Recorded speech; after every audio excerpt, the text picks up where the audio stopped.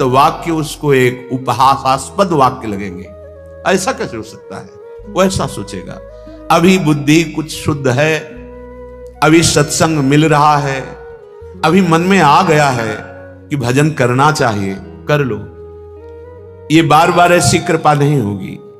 बंधन कर्म कठिन जे पहले सोऊ काट बहावत। जिसको ये समझ में आ गया कि ये शरीर मैं नहीं हूं, मेरा नहीं है, ये मिला है, जो मिला है वो छूटेगा, तो हम असली कमाई कर लें। ये उपदेश की बात नहीं है। उपदेश तो बहुत हो रहे हैं। अपने जीवन का यदि लक्ष्य दृढ़ नहीं हुआ, भजन नहीं हुआ, परिवर्तन नहीं हुआ उद्देश्य का, तो ये प्रवचन मात्र से माया किसी को नहीं बख्शती। प्रवचन सुन लो और प्रवचन कर लो, पर रहोगे माया में ही।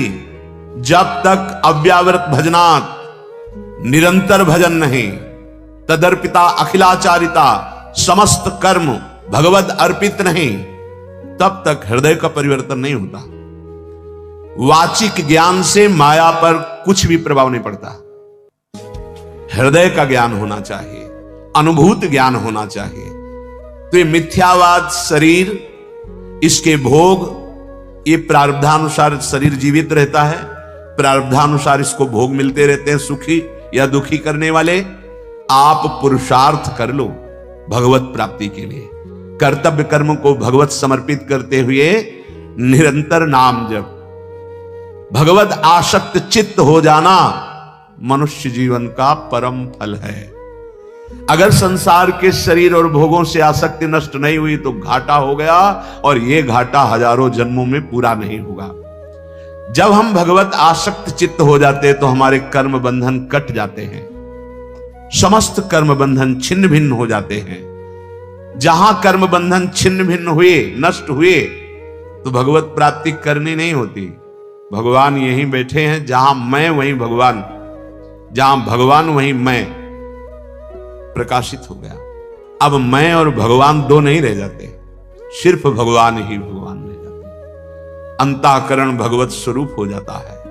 अपना तो स्वरूप भगवत स्वरूप है ही, अंतःकरण भगवत स्वरूप हो जाता है। श्री सूरदास जी महाराज कहते हैं, यदि आपने इस जन्म में भजन नहीं किया तो तुम्हारा जीवन प्रेत जैसा गया और परिणाम तुम्हें बड़ा दुखद प्राप्त होगा।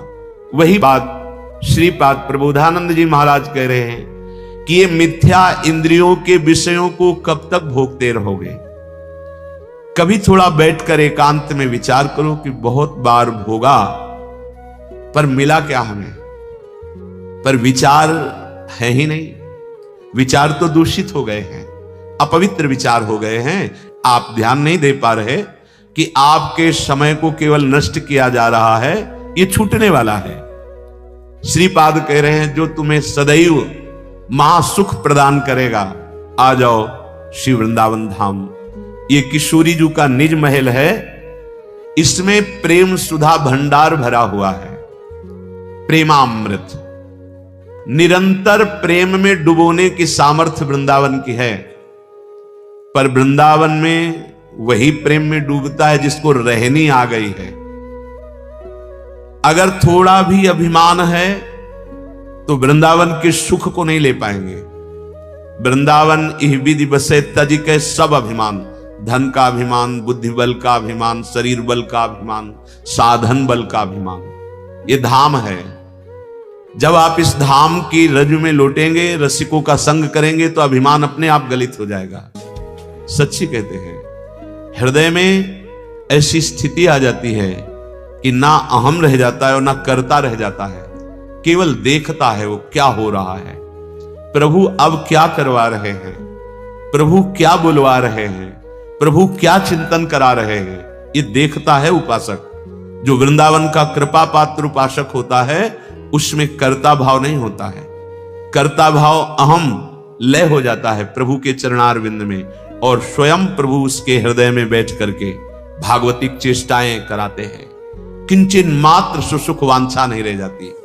ये स्थिति धाम प्रदान करता है, और आप ये स्थिति बाहर से प्राप्त कर सकते हैं धाम आश्रित होकर।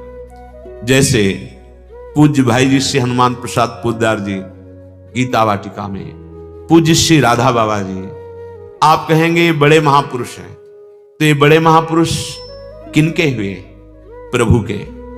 क्या अंश में बड़ाई छोटाई होती है क्या? चींटी में जो अंश है, हाथी में भी वही अंश है, देवराज इंद्र में भी वही अंश है। अंश में कोई फर्क नहीं होता, भगवद अंश समान रूप से होता है। हां, अब उस स्वरूप स्थिति में जागृत कौन हुआ है, ये बात होती है। आप जागृत हो जाएं तो जो भाई जी को प्रियालाल सुख दिए वही आपको देंगे, जो मीरा जी को सुख दिए वही आपको देंगे। पर आप तो सोए हुए हैं मोह निद्रा में, इंद्रियजन्य भोगों में आप आसक्त हैं। जैसे जैसे आपका नाम जब चलेगा आपको समझाना नहीं पड़ेगा, इंद्रियजन्य भोगों में अरुचि हो जाएगी। लौकिक जितनी सुख सुविधाएं हैं ये स्वयं आपके चरणों में आ जाएंगी, पर आपके हृदय से महत्व चला जाएगा। जहां आपका भजन ठीक से होने लगा तहां आपकी ऐसी योग्यता बढ़ेगी कि ब्रह्म पदवी भी, जो परमेष्ठी पद, वो भी आपको फीका लगने लगेगा। पर भजन में रुचि नहीं है, भजन करने की हमारे अंदर लगन नहीं है। रोज सत्संग सुनते हैं, रोज सत्संग होता है, नाम की महिमा रोज गाई जाती है, पर आप देखिए अपने हृदय में जांच कर, क्या आप निरंतर नाम जप रहे हैं? क्या आप विषय चिंतन को काट पा रहे हैं? क्या आप प्रियालाल के लिए रोते हैं? विचार करके देख लो। यदि हां तो आप धन्य हैं, और यदि नहीं तो अब भी दुर्भाग्य है कि सुधा भंडार, प्रेम सुधा भंडार वृंदावन में आकर, वृंदावन का आश्रय लेकर, वृंदावन की रज में रहकर विषय चिंतन हो रहा है, संसार का चिंतन हो रहा है, प्रियालाल का अखंड चिंतन नहीं हो रहा। सच्ची मानिए, जहां अखंड चिंतन होने लगता है तो ना जीने की आशा रहती है, ना मरने का भय लगता है, ना कोई किसी भी तरह के पद प्रतिष्ठा लाभ की कोई वृत्ति ही नहीं रह जाती, क्योंकि है ही नहीं, यहां कोई लाभ नहीं। कुछ भी बनो, मरना है। अब बोलो इसके आगे क्या उत्तर है? कुछ भी बनो, बिगड़ना है। कोई भी उन्नति कर लो, प्रभु से विमुख होकर, पतन है उसका। हाथ में कुछ नहीं आना, कुछ भी बनो। ये इसलिए कह रहा हूं कि आप सावधान हो जाएं और असली कमाई कर लें। श्रीपाद कह रहे हैं, सारम सारंगवत सुंचरो मधुर बने राधिका केली धामनी। हे भाई सारंगवत, भ्रमर बन जाओ राधा नाम के। जैसे भ्रमर पुष्प का पराग पान करता है, ऐसे श्री कृष्ण के हृदय के प्रेम का पराग है ये राधा नाम। सच्ची मानना, ये हृदय की भी बात आचार्य चरण के प्रताप से जो समझ में आई है, सब साधन जहां तक बने हैं वो किए गए हैं भगवत कृपा प्रसाद से। तुम्हारा मन राधा नाम का भ्रमर बन जाए।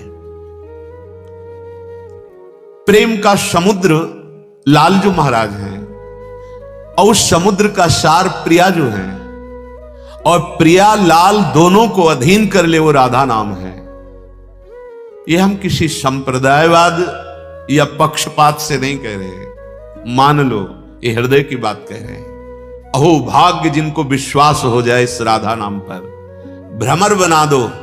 भ्रमर की दो वृत्तियां, एक पराग का स्वाद लेना और एक गुंजार करना। राधा नाम का गुंजार होता रहे, इसलिए हर ध्वनि में राधा नाम गाने की अनुमति दे दी है। अगर आपको सांसारिक ध्वनियों के गुनगुनाने का स्वभाव बन गया है तो उसमें राधा नाम गुनगुनाओ।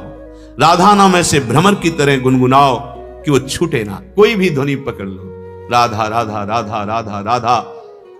भ्रमर स्वाद लेता है पराग का, तो राधा नाम सुधा रसम रसयुतुम जिह्वास्तु में विभला। ये हित सजनी जो कह रहे हैं, हरिवंश महाप्रभु कह रहे हैं, ये राधा नाम का अमृत स्वाद जे भी तुम्हारी जिह्वा में प्रकट हुआ, ते ही नित्य लीला में प्रवेश हो जाएगा। हमारी बात मान लेना। सब जितने मंत्र हैं उनका प्रधान ये राधा है, क्योंकि जितने मंत्र हैं भगवान के हैं, और भगवान भी अपने श्रीमुख से जिस नाम का रसास्वादन लेते हैं वो राधा नाम है। हरि रसना राधा राधा रट, हरि की स्वयं रचना राधा राधा रटती है। अपने जीवन को कर्तव्य में लगाते हुए यदि हम राधा नाम जप करें तो हमें कुछ दुर्लभ नहीं है। श्री भगवान अर्जुन जी को गीता जी में उपदेश कर रहे हैं, ये सृष्टि के चक्र का अपने अपने कर्तव्य का पालन करेंगे तो देवता प्रसन्न होंगे, देवता प्रसन्न होंगे तो तुम्हें जो आवश्यक सेवा सामग्री वो प्रदान करेंगे। क्योंकि हमारी अन्न से उत्पत्ति होती है, अन्न से पोषण होता है, अन्न से ही पुष्टि होती है। अगर देवता अप्रसन्न हो गए तो हम किसी भी तरह सुखपूर्वक नहीं रह सकते। और वो भगवान के द्वारा अलग अलग लोकपालों के रूप में शासन करने के लिए विराजमान है। जब कोई अपने कर्तव्य का पालन नहीं करता है तो अग्नि देवता, वायु देवता, वरुण देवता सब ये उसको कष्ट देने लगते हैं, बाहर और भीतर। शरीर की वायु बिगड़ गई, बात रूप में हर जोड़ में दर्द, कफ प्रकट हो गया, अग्नि बिगड़ गई, भोजन पचना बंद हो गया। ये सब देवता हैं। यदि आप अपने कर्तव्य का पालन नहीं करेंगे तो तुम्हारे भीतर और बाहर दोनों जगह भारी दुख का जाल बिछा देंगे देवता लोग। ये भगवान के शासन विभाग के हैं। यदि आप अपने कर्तव्य का पालन भगवत सन्मुख होकर करेंगे तो जैसे जल की वर्षा होती है ऐसे तुम्हें सुख सामग्री का विधान बनता चला जाएगा। आप उन्नतशील होते चले जाएंगे और भगवान का भजन भी बनेगा और इस लोक में भी सुखी रहेंगे। ई परलोक सकल सुख पावत, चाहे इस लोक में हो चाहे परलोक में हो, कोई दुख तुम्हारा स्पर्श नहीं कर पाएगा। आएगा भले प्रारब्धानुसार, लेकिन तुम्हें परास्त नहीं कर पाएगा यदि अपने कर्तव्य का पालन कर रहे हो। श्री भगवान कह रहे हैं, एवं प्रवर्तितम चक्रम नानुवर्तयति यः अघायुरिंद्रिया रामो मोघम पार्थ सजीवति।